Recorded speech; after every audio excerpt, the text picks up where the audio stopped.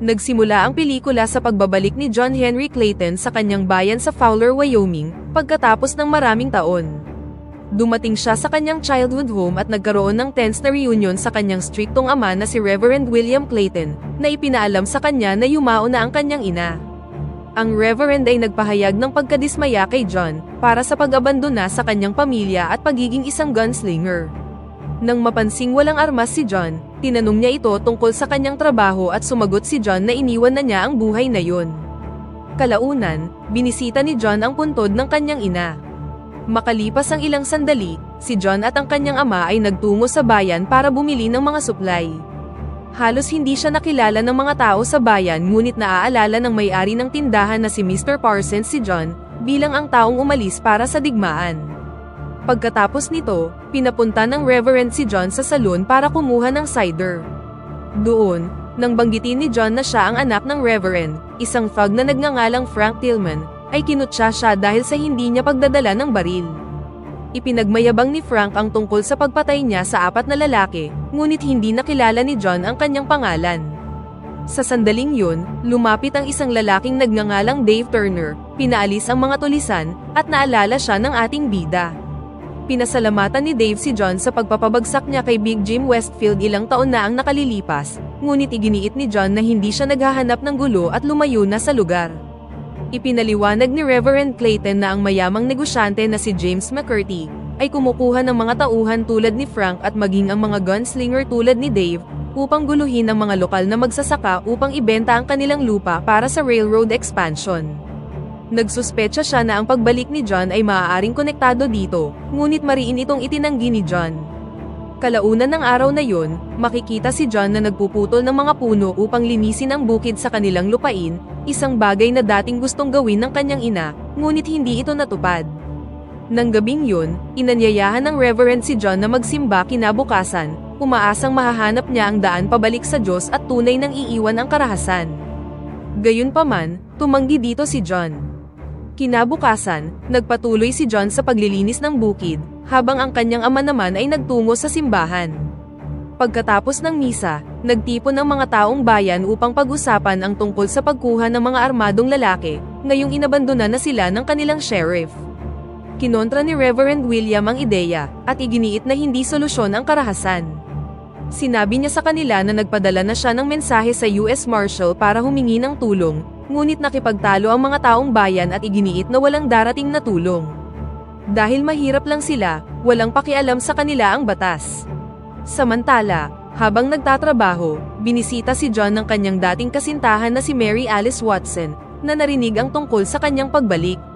8 taon na siyang kasal sa ibang lalaki, si Tom Watson, at ngayon ay may isa ng anak na lalaki.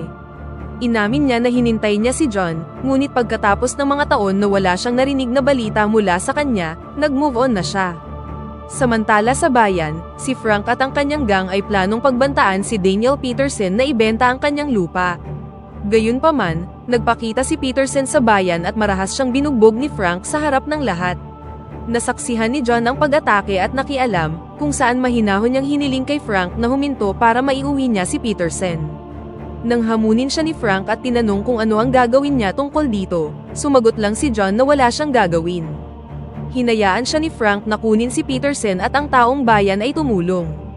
Nang gabing yun sa hapunan, mukhang problemado si John sa mga pangyayari sa araw na yun. Ikinwento niya ang tungkol sa kanyang panahon sa digmaan, at kinwestiyon ng pag-iral ng Diyos, matapos makitang namatay ang hindi mabilang na mabubuting tao na may takot sa Diyos. Ang kanyang ama, na nagalit sa kanyang mga sinabi, ay inakusahan si John ng pagpili sa landas na yun at pagpunta sa digmaan upang pumatay. Nang sumunod na araw, sina Dave, Frank at ang kanilang gang ay pumunta sa bukid ni Peterson. Pinagtanggol ni Peterson ang kanyang lupa gamit ang isang shotgun, ngunit mahinahong nangatwiran sa kanya si Dave, at hinimok siyang isipin ang tungkol sa kanyang asawa at anak kung mamamatay siya. Nang marinig ito, tila ibinaba ni Peterson ang kanyang guard, hanggang sa si Clyde, isa sa mga tauhan ni Frank, ay biglang binaril si Peterson hanggang sa mamatay siya. Tinuya ni Clyde si Dave, kinwestiyon siya kung talagang nakapatay na siya ng sinuman o kinakausap niya lang sila hanggang sa mamatay. Bilang tugon, binaril ni Dave si Clyde at hinamon ng iba, ngunit walang nangahas na magsalita. Kasunod ng libing ni Peterson, Isinaalang-alang ng mga taong bayan na alukin si John ng $200 upang ipagtanggol sila, ngunit tumanggi si Reverend Williams sa ngalan ni John at iginiit na iniwan na ng kanyang anak ang buhay na yun. Samantala, nakipagpulong si Dave kay McCurdy upang talakayin ang mga aksyon ni Clyde. Gayunpaman, hindi nababahala si McCurdy. Labis siyang nalulugod at binanggit na ang balo ni Peterson at 2 iba pang pamilya ay sumang-ayon na ngayong ibenta ang kanilang lupa sa kanya. Pinuri ni McCurdy ang mga agresibong pamamaraan ni Frank, ngunit iginiit niyang kailangan pa rin niya si Dave kung sakali mang magpasyang lumaban si John. Samantala sa bukid, patuloy na nililinis ni John ang sakahan at nagkaroon ng mainit na pakikipagtalo sa kanyang ama. Inakusahan ni John ang kanyang ama na alam niyang dismayado siya na ang kanyang kapatid na si William ang namatay sa halip na siya. Gayunpaman, itinanggi ito ni Reverend Clayton, at sinabi kay John na hindi yun ang kanyang nararamdaman. Samantala sa ibang lugar, tinangka ni Frank at ng kanyang gang na takutin si Mr. Chadwick sa kanyang tahanan. Gayunpaman, tinambangan sila ng mga taong bayan, at nagawang patayin ang isa sa mga tauhan ni Frank. Ang mga nakaligtas, kabilang ang sugatang si Frank, ay tumakas. Nang ma-realize na maaaring may naglik ng kanilang mga plano, naghinala si Frank na merong isang traidor sa kanila at agad na pinatay ang isa sa kanyang mga tauhan. Samantala, binisita ni John si Mary Alice sa kanyang tahanan, at pinag-usapan nila ang tungkol sa kanilang nakaraan.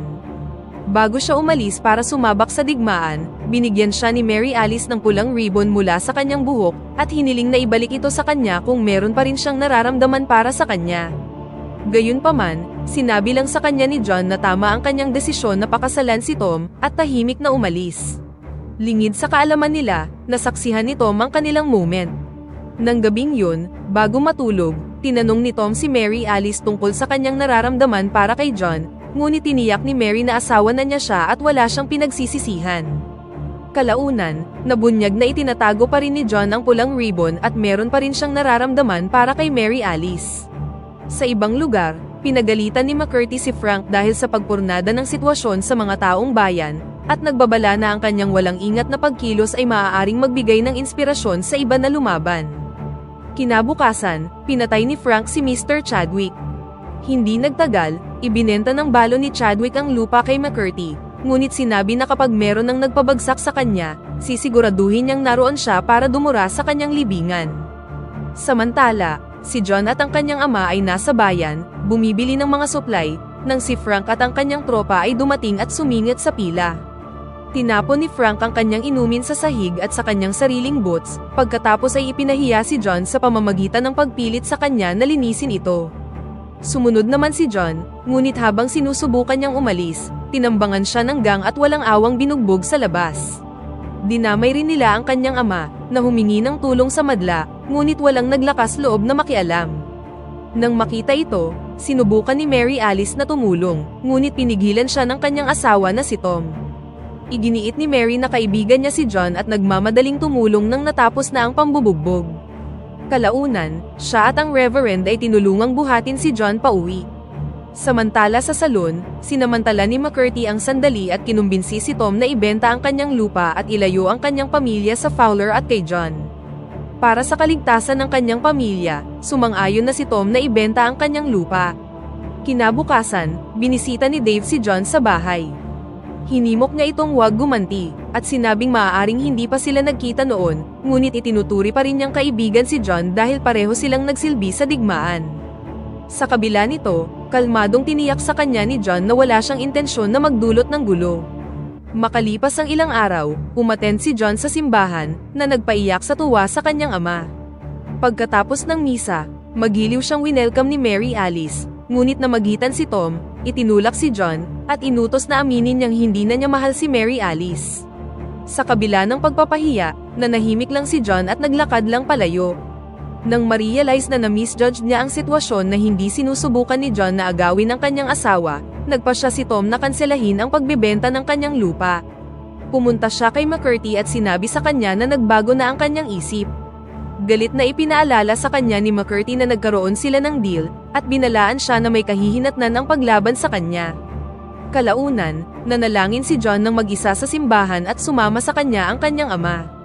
Ipinagtapat ni John na pagkatapos ng digmaan, nagpalipat-lipat siya ng bayan, hanggang sa kalaunan ay nakarating siya sa isang maliit na lugar na tinatawag na Norton malapit sa Texas. Isang araw sa isang salon doon, 2 lalaki ang naghamon ng away. Nanlaban si John, napatay ang 2, ngunit ang isa sa kanyang mga bala ay naligaw at tumama sa isang batang lalaki nang pumasok ito sa bintana ng isang tindahan, na agad na ikinamatay ng bata. Ang bata ay halos kasing edad ng yumaong kapatid ni John na si William. Labis na nalungkot si John, at hindi maiwasang sisihin ang sarili sa pagkamatay ng bata. Samantala, binisita ni McCurdy at ng kanyang mga tauhan si Mary Alice, at ipinaalam sa kanya na siya at ang kanyang pamilya ay meron na lang 32 oras na natitira dahil pumayag na si Tom na ibenta ang lupa. Desperadong makahingi ng tulong, agad na pumunta si Mary Alice kay John. Gayunpaman, hinimok lang siya ni John na tanggapin ang alok ni McCurdy at umalis na sa bayan upang iligtas ang buhay ni Tom. Nang gabing yun, personal na binisita ni Reverend William si McCurdy, upang makiusap para sa kaligtasan ng pamilya Watson. Sa kabila ng kanyang mga pakiusap, tumanggi si McCurdy. Nang umalis ang Reverend, tinambangan siya ni Frank at ng kanyang tropa sa isang eskinita at sinaksak siya. Sa kabutihang palad, nahanap siya ng taong bayan at isinugod siya sa doktor. Kalaunan, pinagalitan ni McCurdy si Frank dahil sa pagkilos niya nang hindi man lang kumukonsulta sa kanya. Kinaumagahan, umupo si John sa tabi ng higaan ng kanyang ama, na nagising na mula sa pagkakakoma. Nakiusap si Reverend Clayton sa kanyang anak na huwag maghiganti, sa takot na baka ikamatay niya ito. Gayunpaman, kalmadong iginiit ni John na hindi ito matatapos hanggat hindi ito tatapusin ng isang tao, at ito lang ang alam niyang paraan. Pagkatapos ay kinuha ni John ang baril na kanyang itinago, at huminto sa isang tindahan para sa isa pang sandata. Pinahiram sa kanya ni Mr. Parsons ang isang Lumet revolver, isang rare firearm na may 9 na round at built-in 10-gauge shotgun barrel. Armado at determinado, naglakad si John sa salon ni McCurdy, habang tahimik na nanonood ang mga taong bayan. Sa loob, mahinahon niyang inutos na ibigay sa kanya si Little Ned, pagkatapos ay agad siyang pinatay gamit ang revolver. Nang bumunot ang mga kalaban, binalaan ni John ang mga lalaki sa loob na ang ayaw mamatay ay dapat nang umalis sa salon. Gamit ang husay sa pagbaril, pinatay ni John ang lahat ng natira, at binuhay lamang si Frank, na tumakas sa itaas, para lang mabaril sa ulo. Ilang sandali pa, paglabas ni John sa salon, hinarap siya ng gunslinger na si Dave. Sinabihan siya ni John na lumayo, ngunit sumagot si Dave na hindi niya ito magagawa dahil hindi ito papayagan ng kanyang amo. Nang wala ng ibang choice, naghanda na sila para sa isang duelo. Bago magsimula, inamin ni John na mabigat ang revolver at ginagawa siya nitong dehado. Hiniling niya kay Dave na hayaan siyang bumalik sa salon upang kunin ang kanyang isa pang baril, at pumayag naman dito si Dave. Sa loob, kinuha ni John ang kanyang baril ngunit sa halip na bumalik, umakyat siya sa itaas upang harapin si McCurdy. Kinakabahang tumayo si McCurdy sa tabi ng bintana, nanginginig ang kamay, ngunit napakabagal niya. Binaril siya ni John at ang katawan ni McCurdy ay nahulog sa kalye sa ibaba. Sa pagkamatay ni McCurdy, si Dave ay hindi na nakatali sa tungkulin at ibinaba ang kanyang armas, na nagpahintulot kay John na lumayo. Dahil alam ni John na hindi magtatagal ay kakalat na ang balita, at darating din ang mga bounty hunter para patayin siya, nagpasya si John na umalis na sa bayan.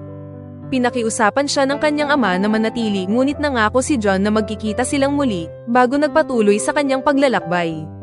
Makalipas ang isang taon, nang pumanaw si Mary Alice, hindi dumalo si John sa libing, ngunit isang kupas na pulang ribbon ang natagpuang nakatali sa kanyang lapida. Pagkamatay ng kanyang ama, hindi na bumalik si John, at dito na nagtatapos ang pelikula.